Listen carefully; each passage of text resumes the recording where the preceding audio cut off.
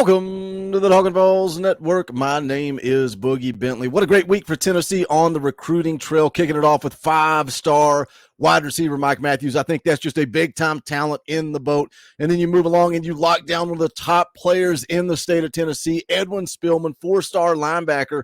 You can take a look at the industry rankings here for Tennessee in the class of 24, jumping into the top 10 over at on3.com. But if you look at across the board, 247 Sports has the composite ranking. So that's where they take ESPN, Rivals, On3, 247 Sports. They take all the rankings and throw them together. Tennessee up to 8th in the country in the class of 24. Now, is that good enough? No, we've talked about it.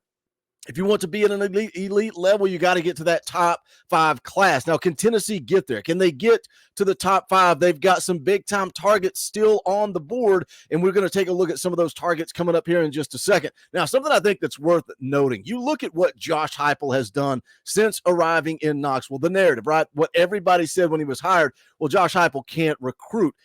We're going into year 3 of the Josh Heupel era, and Josh Heupel has landed 2 of the top 10 recruits in all-time Tennessee history. Nico Iamaleava last cycle, third best player ever recruited at Tennessee. And then you look at Mike Matthews, a guy that, some people try to pretend he's overrated. He's not played much football. Mike Matthews is going to be a special type of talent. He's the other one that's in the top 10 all-time. He comes in at the 9th highest rated prospect in the history of recruiting at Tennessee. I think those are both big-time commitments, and the funny thing about it is 2 of the top 10 guys in the history of Tennessee football are going to be playing in the same Josh Heupel offense. But the question in this video, can Tennessee get to that top 5 ranking? We're going to break down some of the guys we know that are upcoming and some guys that could be on the verge of pulling the trigger at any time. But as always, do me a favor, smash that thumbs up just below the video. It's quick, free, easy. It helps the channel. I would greatly appreciate it. Also, if you're new to the Talkin VAWLS Network, welcome. We're not experts. We're not insiders. We're not media. This channel is for the fans, by the fans. If you like what we do, make sure you subscribe. Click that bell for notifications. You're not going to miss out when we go live or when we drop a video. It's going to be a busy week coming up. The NCAA streams are going to be back tomorrow night, 6:30 p.m. Eastern time. Also Wednesday night. The first guy we're going to talk about in this video, 4-star defensive back Kai Bates, set to make his decision Wednesday night at 6:30. We're going to cover that one. We're going to go live at 6 p.m. Eastern time, so come hang out for that one. Also, we've got a live stream coming up. Fall camp kicks off August the 2nd. We're going to go live that night, that evening at 7 p.m. Eastern time. Eric Kane of VolQuest.com is going to be in the house. All right, enough shills and plugs. Let's get into it. Let's talk about the first one on the board.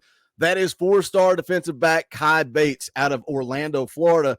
Now, this is what we know. He's going to make his decision on Wednesday night, 6:30 p.m. Eastern time. He officially visited Tennessee back in June. Things got interesting because everybody thought he was leaning LSU, and you can see there on the On3 recruiting prediction machine, they've got the Tigers at 23.9%. Visits Tennessee, follows it up the next weekend, and visits LSU. And the big question was, would he pull the trigger on that trip? And he did not. There's a lot of buzz, a lot of rumor, a lot of talk that LSU really tried to get him to commit during that trip, and he held off. He said he wanted to go and process everything and then make that decision. Now, going into Wednesday night, sounds like this thing is kind of 50-50, depending on who you ask. The Vols may be out front. I think it's big. I've said all about Kai Bates. It's big that Tennessee held off the Tigers on that last visit. So he's going to make his decision coming up Wednesday night, 6:30 p.m. Eastern time. Again, we'll go live at 6 o'clock. I think you look at what Tennessee's added in the secondary, not only in the class of 24, but also the class of 23. You go add Kai Bates along with Caleb Beasley, and then the corners that Tennessee added last cycle. Let's call that a win on the recruiting trail for Josh Heupel and this defensive coaching staff. Let's move on to the next one. Again, we're going to start with who we know, who's coming up next. Kai Bates on Wednesday, and then we know this one is coming up, 4-star wide receiver Amari Jefferson, in-state kid. We know his decision is coming up on August the 5th. Now, not a whole lot has changed here. Kind of been a lot of buzz around Tennessee, Alabama, depending on who you ask. You go to VolQuest, they say it's a coin toss, but I'm giving Tennessee 51% odds. You go to the Alabama moderators, they say it's a coin toss, but I'm giving Alabama that extra 51%. So What's going to happen on August 5th? This is a big one. This is like that Edwin Spillman commitment. You got to keep the top in-state talent home. Tennessee kept Edwin Spillman home. Tennessee kept Caleb Beasley home. Tennessee kept Boo Carter home. Amari Jefferson is another one that Tennessee needs to win. Now, most of you already know Amari Jefferson committed to Tony Vitello to play baseball for Tennessee. Is Nick Saban going to allow that at Alabama? How much does that factor into his decision? We will see and take you up to that decision on August the 5th. Now, who are we going to take a look at next? This is a guy that I think is a huge, huge priority in this class of 24. And that's four-star offensive tackle Bennett Warren. And you can see there on the screen, 6'7.5", 330 pounds out of Texas. This one was interesting because Michigan had all the momentum. And then, after he takes the visit to Michigan, then you've got Michael Uini was rumored to Michigan. They weren't going to take just one more offensive lineman, and then boom, Michael Uini ends up at Georgia. So the momentum kind of went in Tennessee's favor at one point after the visit, particularly. Now it kind of swings back towards Michigan. There were some rumors out there that he was going to visit Texas A&M at the end of the week when things opened back up. Now that seems to have been shut down. It seems like this thing's Tennessee, Michigan. No timetable for the decision. This is a big one, man. This is a big one. How much of the momentum of that visit was because he thought he was not going to be a take at Michigan? How much of that is why Tennessee won him over? I've also heard some that the family likes Michigan and Bennett Warren likes Tennessee. How much does that factor into it? But this one's going to be interesting. Again, no timetable on the decision for Bennett Warren, but this is one that's coming up next, coming up soon, probably sometime, maybe the end of the month, early August, but I think it is a priority. Again, the guys that we're talking about, how does Tennessee go from 8th or 9th in the class of 24 to a top 5 class? I think you got to land these guys. You got to land Kai Bates. You got to land Amari Jefferson.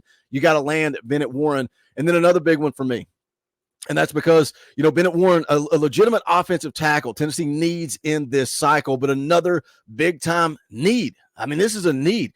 Camarion Franklin. It depends on where you look. You can see there On3 has him as a 4-star. 247 Sports has Camarion Franklin as a 5-star defensive lineman. Where does Rodney Garner go if he misses out on Camarion Franklin? Tennessee's missed on a lot of prospects on the defensive line. Now, according to Chad Simmons, the Simmons Scoop, said it looks like the end is in sight for Camarion Franklin. The 4-star defensive lineman will visit Auburn and Miami next week. Now, listen, this is important information. He'll visit Auburn and Miami next week. Says Auburn will have him on campus Wednesday and Thursday. Then he leaves for Miami on Friday. Chad Simmons says what's big about these visits are his grandmother will be with him. The only other school she has visited is Tennessee. Heading into the visits, Miami and Tennessee are viewed as the favorites. In the next couple of weeks, Franklin's recruitment is expected to become more clear, and a decision could be made late in the summer. Now, you hear Miami, a lot of people start talking about NIL money. How much is NIL money a factor in the decision for Camarion Franklin? And we say, well, we've got the number one collective. Why are we not going and getting these big fish? Well, we need more money. That's it. That's the bottom line. How much money do we have? You can go support Spire Sports Group. We got a link in the description below. If you want to contribute, you want to talk about money, if you want to talk about losing commitments because of NIL battles, you can support what Spire Sports Group does in the description down below. Let's take a look at one more player that I think Tennessee has a very, very good shot at landing, and that is 4-star linebacker Chris Cole. Now, when we were talking about recruiting linebackers, I didn't know if Tennessee was going to take 2 linebackers, 3 linebackers. They've already got Edwin Spillman, Jordan Burns in the boat. Tylen Singleton was another guy that they were heavily recruiting. And then Chris Cole kind of comes out of nowhere, and a lot of momentum for him as a target. And then come to find out just recently, Tylen Singleton commits to LSU. Something I like about Chris Cole, again, 4-star linebacker out of Salem, Virginia. The On3 industry rankings and across the board, On3, 247, ESPN, all have him as the top player out of the state of Virginia. But something I like is another one of the top players out of the state of Virginia just so happens to play on Chris Cole's high school football team, and he also happens to be committed to Tennessee for the class of 24, and that is 4-star running back Peyton Lewis. Here's a quote from Chris Cole that he gave to VolQuest about his relationship with Peyton Lewis. He says, well, he has always loved Tennessee. We got a great relationship. We are like best friends. We have been playing football together since we were back in rec league. He really tries to push me to go there. He gives me hints about that at practice while we are competing against each other. So they are like best friends. Peyton Lewis already committed. Chris Cole has a huge visit coming up this weekend to Tennessee. He will be on campus. I've seen some rumors that Peyton Lewis will also be with him on that trip this weekend. Chad Simmons Report, Simmons Scoop, says next weekend will be important for linebacker Chris Cole, the defender out of Virginia. Made a big move in the updated On 300 earlier this month, and he will look to be in Knoxville this weekend.